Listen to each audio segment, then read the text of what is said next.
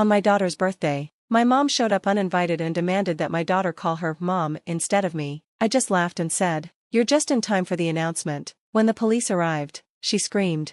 I was in the kitchen setting up cupcakes when I heard a knock on the door. It was a hard, angry knock, the kind that makes your stomach twist. I already knew who it was.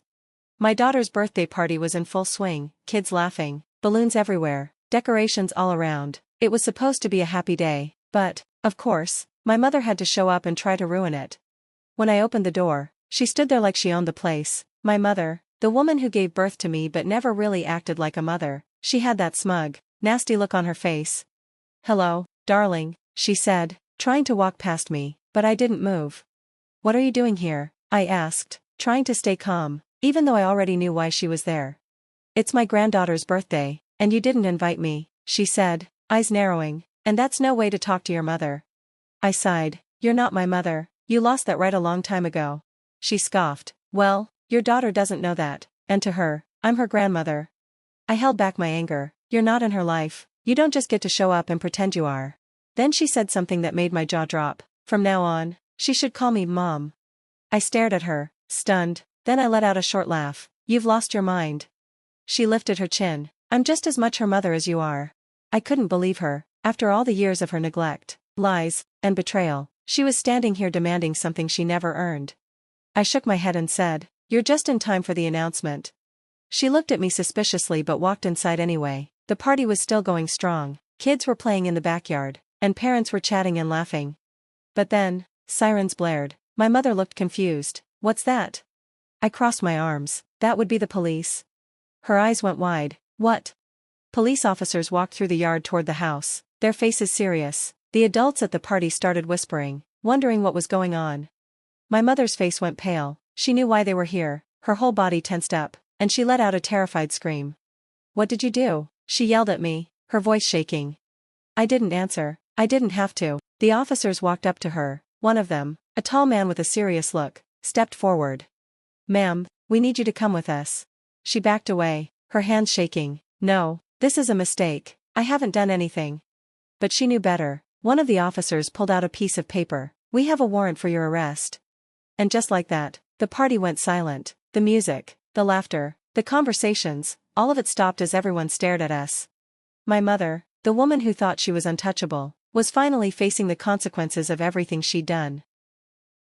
"I don't understand," she screamed. "This has to be some kind of joke. You set this up, you're trying to ruin me." I crossed my arms, my heart pounding, but I kept my voice calm. "No, Mom," I said, the word feeling bitter. "You did that all by yourself."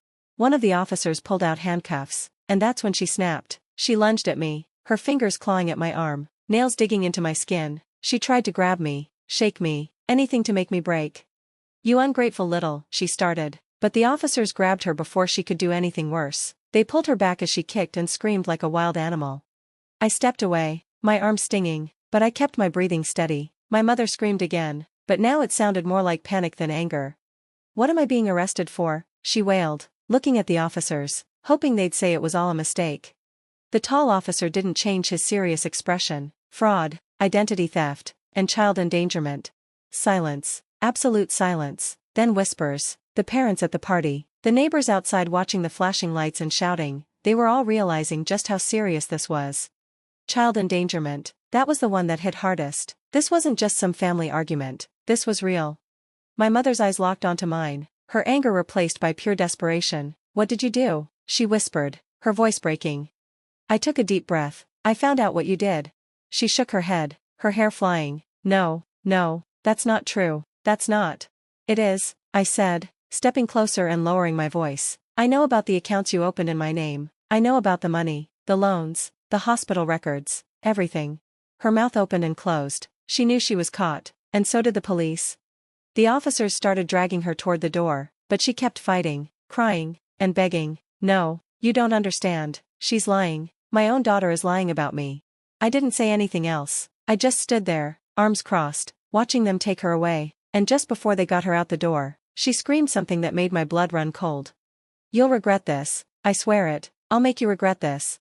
And then she was gone. The front door slammed shut. The flashing red and blue lights outside painted the house in a strange glow. I let out a slow breath, then turned around. Every single person at the party was staring at me. I forced a smile and clapped my hands. "Who wants cake?" I said. The guests laughed, but it was awkward and nervous. Still, it was enough. The party went on. The kids played, the parents whispered, but no one asked questions, no one pushed, and for the first time in a long while, I felt free, but deep down, I knew this wasn't over, not even close. I tried to act normal for the rest of the party. I smiled, cut the cake, and thanked everyone for coming, but inside, my heart was racing. My mother's last words before they took her away kept playing in my head. "You'll regret this. I'll make you regret this." I knew she meant it. After the last guest left, I locked every door and window, double-checking each one. I sat at the kitchen table, staring at my phone. I was exhausted, but I knew I wouldn't sleep. Not tonight. At 2:43 a.m., my phone rang. I jumped, my heart pounding. The caller ID said, "Unknown number." I hesitated, then answered. At first, there was only silence. Then, I heard slow, ragged breathing, and then, "You think you've won." I froze. It was her, my mother. "You're in jail," I said, gripping the phone so hard my knuckles turned white. She laughed, low and creepy. "Oh, honey," she said, "you have no idea what's coming," and then she hung up. I sat there, stunned. How could she be calling me? I just saw her get arrested. The next morning, I called the police station. "Your mother is still in custody," the officer said. "No phone privileges." My stomach dropped. So, she couldn't have called me? No, that's impossible. But it wasn't, because I knew what I heard, and that was only the beginning. The letters started arriving the next day. The first one was in my mailbox. No return address, but I recognized the handwriting right away. It was my mother's. "You think you're safe? You're not. I told you I will make you regret this. You have no idea what you've done." I read it 3 times. My hands were shaking so badly I almost dropped it. I called the police again. "She's still in jail," the officer said. "There's no way she sent you that." But someone did, and they knew exactly how to scare me. 2 days later, another letter arrived. This one was worse. It had a fake document with my signature on it. A note scrawled in red ink read, "I wonder what will happen when this gets out." I felt sick. It was a fake statement saying I had taken out a huge loan in my mother's name. She was trying to make me look like the criminal, and she wasn't working alone. My mother was still locked up, so someone else was helping her, someone who had access to my information.